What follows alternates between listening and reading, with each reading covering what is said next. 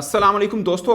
Mic Hasan की team Islamabad United के लिए मुश्किल है। मुश्किल ये नहीं कि वो क्वालिफायर हारे, अभी उनके पास चांस है, मगर मुश्किल ये है कि बकिया मैचेस भी लाहौर में खेलने। ये बात मैं सिर्फ इसलिए कर रहा हूँ कि इस पीएसएल में इस्लामाबाद यूनाइटेड लाहौर में एक भी मैच नहीं जीत पाई। और अगर हम लास्ट 2-3 सीजन की बात करें तो 14 मैचेस में से 12 मैच लाहौर के अंदर हारे हैं। कोयटा ग्लैडिएटर का रिकॉर्ड लाहौर के अंदर बहुत शानदार है। और सबसे खास पॉइंट यह है कि इससे पहले वो 3 बार क्वालिफायर खेले हैं और पहले ही मैच जीत के सीधा फाइनल के लिए उन्होंने क्वालिफाई किया, और ये चौथी बार उन्होंने ऐसा कर दिखाया है।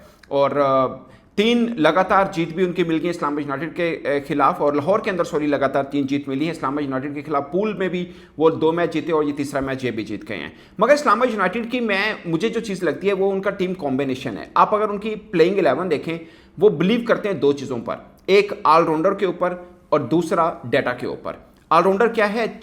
इस पूरी 11 के अंदर सिर्फ 4 बैट्समैन है। अब गौर करिएगा, साहबजादा फरहान, एलेक्स हेल्स, वेंडे डूसन और सलमान आगा, ये 4 बैट्समैन हैं। 5वें नंबर के उनके शादाब खान आ जाते हैं, फिर नेशम आ जाते हैं, इमाद वसीम और दवर्शेस, और फिर मतलब कहानी उनकी ख़त्म हो जाती है।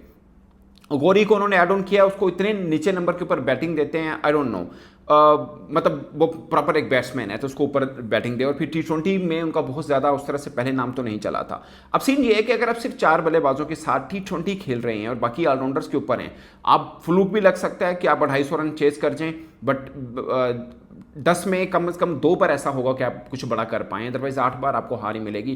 क्योंकि अगर आपके पास रेगुलर बैट्समैन नहीं है और ऑलराउंडर है, और ऑलराउंडर भी वो हैं कि चले तो चांद तक नहीं तो शाम तक वाला सीन हो जाए, ये है। अब साहबजादा फरहान के ऊपर बात होना बहुत ज़रूरी है दोस्तों। 4 बार नेशनल T20 के अंदर उन्होंने 400 से ऊपर रन किए, और PSL के अंदर भी 400 से ऊपर रन कर दिए, और इस PSL 10 के अंदर 400 से ऊपर रन करने वाले फिल वक्त वो वाहिद बल्लेबाज हैं।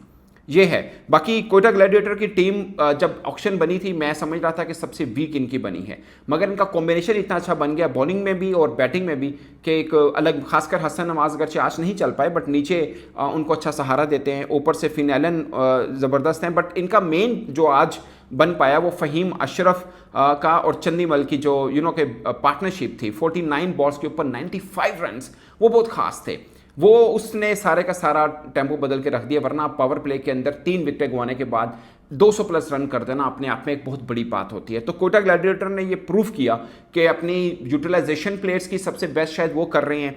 जहाँ पे देखते हैं स्पिनर को 2 आज उन्होंने खिलाए, जहाँ पे चाहिए उनको फास्ट बॉलर खिलाते हैं, वहाँ पे फास्ट बॉलर को ऐड ऑन करते हैं। मगर उनका 2 चीज़ें बहुत बेहतर हैं। एक फ़हीम अशरफ, बैटिंग की तो शानदार बल्लेबाजी की उन्होंने, और जब बॉलिंग पे है तब भी उन्होंने, खासकर जो उन्होंने नेशम को क्लीन बॉल मारा ना, उसके बाद वो गिर गए थे, लगा था कि शायद हैमस्ट्रिंग उनको ना होगी हो, खुदा ना खास्ता, बट उन्होंने ज़बरदस्त बैटिंग में भी ज़बरदस्त अपना किरदार निभाया। 45 रन की जस्ट 23 बॉल्स पर 3 छक्के 4 चौके, 195 की स्ट्राइक रेट के साथ उन्होंने बैटिंग किया। सबसे ज़्यादा स्ट्राइक रेट है अगर वैसे ज़्यादा रन की देखें, वैसे तो रॉयली रोसो का 200 का है, 8 बॉलों पे 16 है, मगर रन कम है उनके।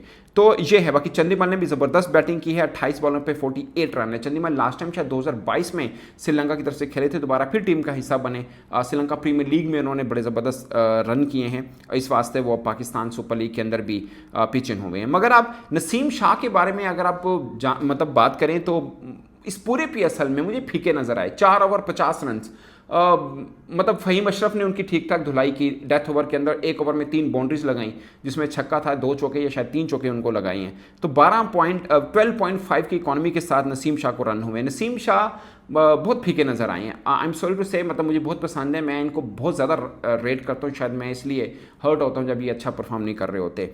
मुझे लगता है कि पाकिस्तान में तीनों फॉर्मेट के अंदर अच्छा बॉलर आज से कुछ 6 साल पहले की अगर बात करें तो नसीम शाह थे। आई डोंट नो इनको क्या हुआ है, इनकी खासकर डेथ ओवर में बॉलिंग बहुत ख़राब हो रही है, बहुत ज़्यादा ख़राब हो रही है। PSL में बहुत अच्छी परफॉर्मेंस नहीं है। पहले T20 टीम का हिस्सा नहीं थे, अब T20 टीम का हिस्सा हैं। तो ये कड़ा दबाव रहेगा कि इस्लामाबाद यूनाइटेड, जिसके कोच माइक हसन है, इस्लामाबाद यूनाइटेड से 4 टीम के अंदर आ चुके हैं, पाकिस्तान T20 टीम के अंदर, जिसमें शादाब खान नायब कप्तान हैं, जिनकी न्यूजीलैंड के खिलाफ 5 मैचेस में सिर्फ 1 विकेट थी। ये PSL वो बेहतर खेल रहे हैं, इसमें कोई दो राय नहीं है। बट नसीम शाह बिल्कुल ऑफ कलर नजर आए।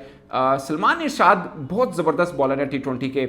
आप उनके पहले 2 ओवर देखें और आखिरी 2 ओवर देखें, फ़र्क है। पॉइंट ये है कि इतनी अच्छी बॉल करेंगे और बाद में आकर फ्रॉम नो वेयर वो ख़राब लाइन को पकड़ लेते हैं। फ़हीम अशरफ के खिलाफ मैं देख रहा था, उनका अपना जो थर्ड ओवर था, 3 बॉलें बड़ी ज़बरदस्त की, चौथी उन्होंने शॉर्ट पिच कर दिया और सबको मालूम है कि फ़हीम अशरफ शॉर्ट पिच और जो मुंह पे बॉल पड़ती है उनको बड़ा अच्छा खेलते हैं। फिर आखिरी 2 बॉलों पे 2 बाउंड्री खा गए वो।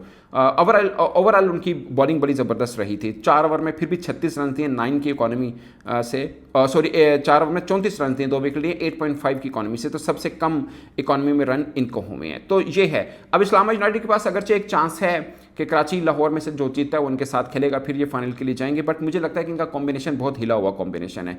अगर इन्होंने के गौरी को इतना नीचे खिलाना तो फिर इतनी क्या मजबूरी है, मतलब विकेट कीपर बैट्समैन, फिर तो मुझे लगता है आजम खान के साथ जाने में कोई हर्ज नहीं है, या साहबजादा फरहान जो हैं वो पाकिस्तान टीम में एज ए कीपर बैट्समैन आए हैं, तो क्यों नहीं आप उनको कीपिंग ग्लव्स दे रहे हैं। वो आपके पास मतलब वो हैं, ओपनर के तौर पर भी हैं, कीपिंग भी कर लेंगे, नीचे आप कोई बैट्समैन ऐड कर लें, शायद ज़्यादा बेहतर रहेगा। बट इनका कॉम्बिनेशन थोड़ा डिस्टर्ब है। इस्लामाबाद यूनाइटेड लाहौर के अंदर घबरा रही है। उनको ढूंढना पड़ेगा कि लाहौर के अंदर उनको हार क्यों होती है, क्योंकि लाहौर के अंदर उनका रैकेट बहुत ही जिसे बोलते हैं ना ख़राब उनका चल रहा है। कोयटा ने लगातार 3 जीत ली हैं और 8वीं लगातार जीत है उनकी लाहौर के अंदर। तो लाहौर के अंदर सबसे अच्छा कोई खेल रहा है तो वो कोयटा है। अब अगरचे बल्कि उनकी 9th विन होगी, इससे पहले 8 रेगुलर विन थी उनकी। तो ये सूरत हाल है दोस्तों।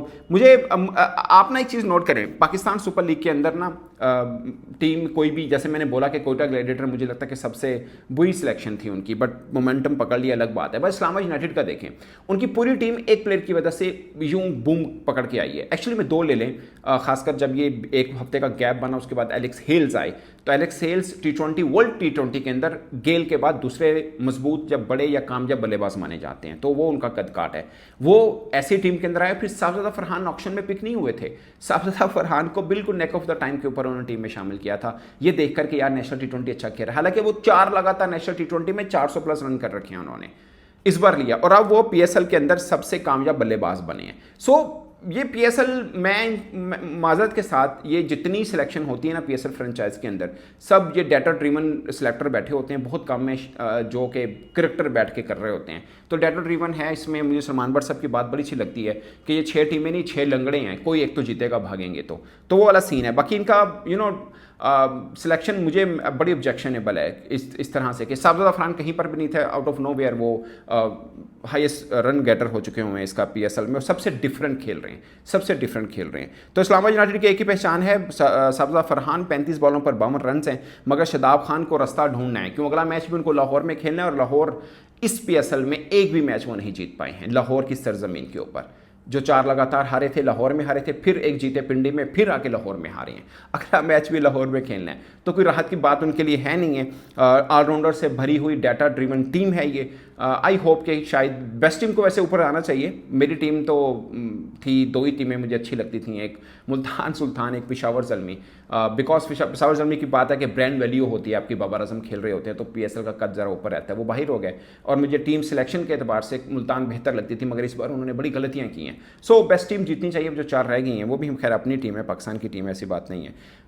बुरे से हार हुई है इस्लामाबाद यूनाइटेड को, और मेरे ख्याल में कोयटा ग्लैडिएटर ही फेवरेट था। उनकी बॉलिंग बड़ा अच्छा है, मोहम्मद आमिर हैं, साथ में वसीम जूनियर का जोड़ उनके साथ मिल जाता है, फ़हीम अशरफ एक अच्छे ऑलराउंडर उनके पास हैं, बाकी उस्मान तारिक हैं, अबरार हैं, तो पांचों के पांचों ज़बरदस्त है। बीच में सर शकील भी ओवर कर लेते हैं, अगरचे आज एक ओवर में उनको मार पड़ गई थी।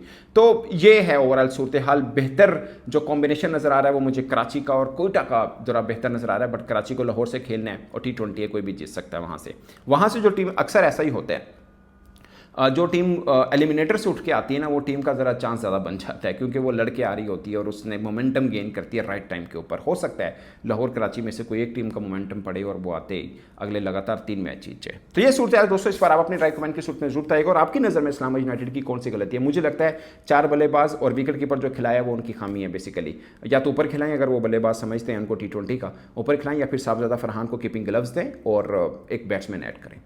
अब अपनी राय दोस्तों कमेंट के सूरत में जरूर आएगा। मेरी तरफ से इतना ही, इजाजत दीजिए, अल्लाह हाफिज़।